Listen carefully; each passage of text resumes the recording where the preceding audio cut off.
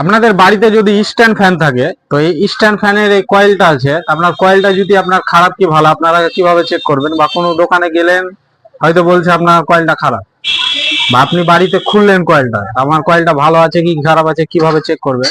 তো ছোট্ট একটা টিপস আছে যে কিভাবে চেক করা হয়। আমি কয়েলটাকে আগে ওয়ারিংটা করি যে কিভাবে কোনটা ক্যাপাসিটর বা কিছু।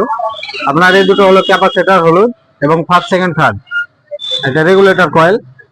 আমি একটি ছোট লাগবে ববিন, ববিন বা যে কোনো জিনিস দিলেই হবে।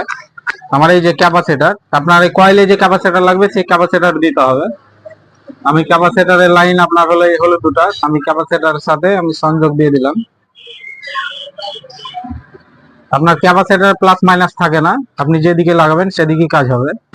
এবং একটি তার নিতে হবে, এই তার আমি লাইনে দিয়ে রাখলাম, যেহেতু সুইচ দেওয়া নাই। আমি যে কোনো হলুদ যে ক্যাপাসিটর আছে ওখান থেকে একটা নিব নিউট্রাল, এবং এই যে রেগুলেটরের যে তারগুলো আছে তিনটা ফার্স্ট সেকেন্ড থার্ড, ওখানে যে কোনো একটাতে আমি কানেকশন দিলাম। আমার যতগুলো ভিডিও আছে আমি একটি ছোট রোটারের মাধ্যমে চেক করি। আমি এই রোটারটা এখন ইউজ করব না, ছোট্ট একটা ব্লেড নেব এবং একটা স্ক্রুড্রাইভার, ব্লেডের মিডিলে যে ছেদটা আছে ওই ছেদের মাধ্যমে ভরে দিলাম। কিন্তু আমি এখন আর হাত দিলে একটু ঘুরবে। আমি এখানে যখন ভরবো ভিতরে, আমার এখন কিন্তু ঘুরছে না।